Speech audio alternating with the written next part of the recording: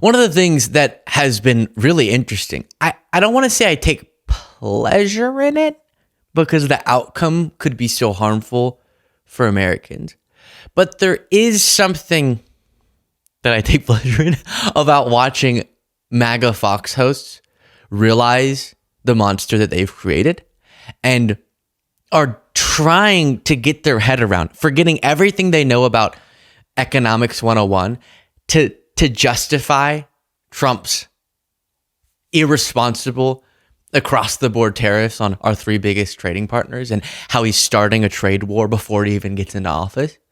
And so we've played a few different clips. Maria Bartiromo was one of them, trying to word it in a way that doesn't sound so bad. But some of them then eventually have to admit this is going to cause massive price increases, right? And my belief is that some of them are regretting their support and voting for Trump. Not something they'd ever admit publicly, but in their own head, imagine being a Fox anchor and thinking, I could have had 4 years of a much more stable economic environment, like the smarter approach to the economy that we've seen under Biden-Harris that's led to such a strong recovery. These Fox host stock portfolios have been fantastic. And then they get to pretend like Biden and Harris are Satan the whole time, or in this case, it would have been Vice President Kamala Harris. And that works for them. Pretend like the economy is bad, but they know it's actually good. But now they're being faced with the reality where the person they supported publicly could put that all up into flames. And they're going to have to find a way to justify it, unfortunately, because they care more about their propaganda effort than honest journalism. And for that, I hope they feel some regret. So watch this clip. This particular example is Julie Banderas on Fox News, trying to use soft language. And as you listen to it, eventually you'll hear her admit the thing that none of them want to admit. But also judge how she's talking about this because it's Trump. And imagine what it would sound like if Biden were proposing these things. While you watch, please do click the subscribe button. Extraordinary use of tariffs, but Mr. Trump is going to use this threat often in his second term. Mr. Trump campaigned as the tariff man, and he aims to impose them early and often. Get ready for what could be a wild ride. Gene Marks, the Marks Group CEO and a small business expert, joins me now. Oh, it's going to be a wild ride. I mean, we've already been through a wild ride, so let's bring it on. What do you expect? I'll play more, but what? It's been a wild ride, so bring it on. If Biden proposed a policy, started a trade war, and we were just weeks away from price hikes because of it, if Trump follows through on this and doesn't back out, do you think that they'd say about Biden, well, we've been through a wild ride, so let's just keep doing it. Who cares? But we'll get to the part where she admits in just a moment. These tariffs to do.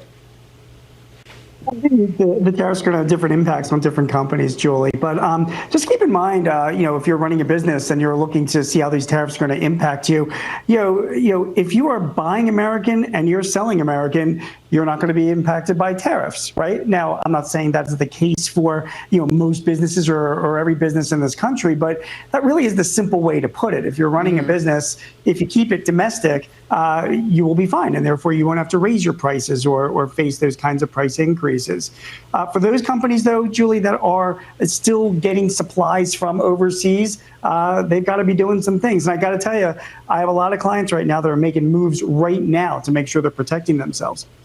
Yeah, I mean, but let's be realistic. I mean, a lot of American companies do not buy American. They do rely on a lot of merchandise that is purchased from other countries. Yeah. So, I mean, while this is it's set to punish other countries that don't voluntarily cooperate with President Trump on his immigration plan, such as Mexico and Canada, could it hurt American business owners at the same time and backfire? It's definitely going to provide a challenge to those American businesses. And by the way, these are not just large corporations. There are a lot of small businesses. There are a lot of merchants that buy. Do you notice when they bring on this small business expert? I saw someone else talking about it, now I'm blanking, and they went, there's going to be winners and losers.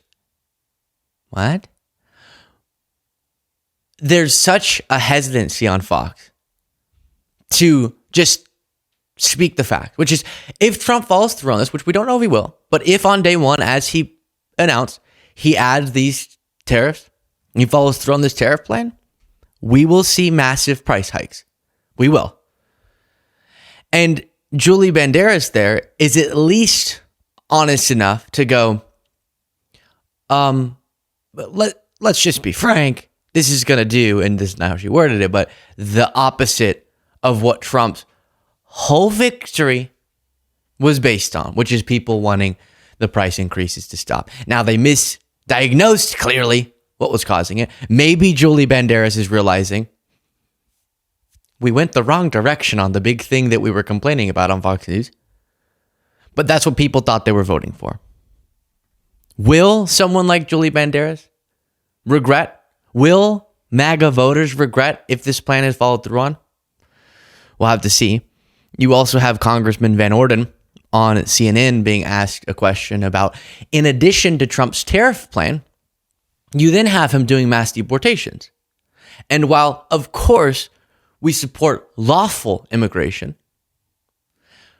there's just a factual reality that there are a lot of undocumented immigrants doing jobs that if you snapped your fingers and they were no longer doing those jobs, you would see even more huge price increases. Then Trump says, solve that by doing big tax cuts, which would exacerbate inflation more and make it all so much worse. What a decision America made. Do the thing that will make the thing they voted on worse. Estimates from the USDA that show nearly half of all agricultural workers in this country are undocumented, including by at least one count, a majority of dairy workers. How is the Trump administration planning to mass deport those workers without disrupting the nation's supply of food? Well, here's what's really been inflationary. The last 4 years of the radical, out of control Biden spending with this Inflation Reduction Act. That's what has caused inflation. And if it means that I have to pay more for guacamole, but fentanyl poison does not come across the Canadian and Mexican border, and our mothers and sisters and brothers and daughters aren't poisoned to death by this chemical that's coming across the borders, I'm willing to pay more for guacamole, as is the rest of the United States of America. And I don't know if I've said this already in this segment. Click the subscribe button if you haven't already. Maybe I already said that, and I apologize if I have. But there, he says people are good to pay more if it means something that it doesn't mean. Okay, so that's the number one. I don't know if his analysis is correct on what people will be happy to bring on the burden of. But I also know that Trump slapping huge tariffs on our three biggest trading partners, spiking prices in the United States, causing them to see price increases because they're going to respond in kind with tariffs, which will be disastrous economically, that's not going to stop fentanyl coming across the southern border, in part because Trump doesn't seem to understand where fentanyl's coming from and how it's getting across the border. He keeps attaching undocumented immigration to fentanyl when undocumented immigration happens, as you can imagine, in between legal ports of entry, so over illegal ports of entry. And then fentanyl, the vast majority of it gets through the United States through legal ports of entry, and it isn't detected with U.S. citizens doing it. If you don't understand the problem, how on earth are you going to figure out a solution to it? Whereas, because we did understand that, the Democratic Party did put forward, in coordination, to their credit, with some bipartisan Republicans, legislation that did specifically want to improve technology to detect fentanyl. Who shot that down? Republicans, because they didn't want to give Biden a solution on the border. So then, instead of what he said, the real equation we're dealing with, or the real pros and cons list, is that price increases will take place because the tariffs and the mass deportation plan and a tax cut plan, And we won't see a solution on drug overdoses, which I desperately want to see. And will Americans be happy with that? We'll see. We will see. But the fact that Trump is threatening to do this much damage to our economy is why so many powerful people are now cozying up to him. What? Well, if you're someone like Mark Zuckerberg or Elon Musk, you hope that by being buddy-buddy with him, you can encourage him not to do the things that he's going to do. Maybe, or you're for it, I don't know. But Zuckerberg was confirmed to have gone down to chat with Trump at Mar-a-Lago. Stephen, real quick, Politico is reporting that Mark Zuckerberg was at Mar-a-Lago today meeting with President Trump. Can you confirm that? Yes, that's correct. And Mark Zuckerberg has been very clear about his desire to be a supporter of and a participant in this change that we're seeing all around America, all around the world with this reform movement that Donald Trump is leading. Mark Zuckerberg, like so many business leaders, understand that President Trump is an agent of change, an agent of prosperity. Right. And so business leaders, CEOs, everywhere, they want to be an element, a supporter, a booster of making our economy prosperous, delivering for American workers, and making sure that America is the most powerful, wealthiest, freest nation on the face of the earth. So we heard the Mika and Joe story going down to Mar-a-Lago, this one, and so many more. And I know it's cheesy to if you're hearing a baby cry, it's because a baby's crying. But that's just the reality of going home for Thanksgiving. Sometimes babies will cry during recording. That complete brain reset. We've been talking about that. The unfortunate thing. Oh, I know what I was gonna say. It's sort of cringe whenever someone such as myself goes, and because of that, you should support the show. But if you do appreciate the fact that when alarms need to be sounded, I will be sounding them, regardless of what the impact of that might be for myself or whatever. There are so many people who choose access, I guess is the point, and choose power over principle. And we can't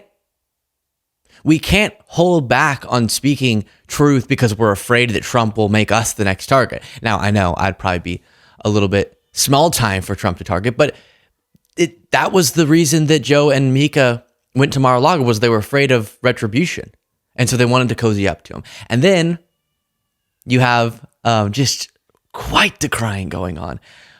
See, even the baby feels how unfortunate it is that so many powerful people are cozying up to Trump. And that's what Zuckerberg's doing here. Please, Trump, I know I donated to candidates you didn't like, but please do not punish me. I had more in this segment, but I think it's about time we wrap it up. Let me know what you thought of all that in the comments, and get the bonus show by clicking that join button below.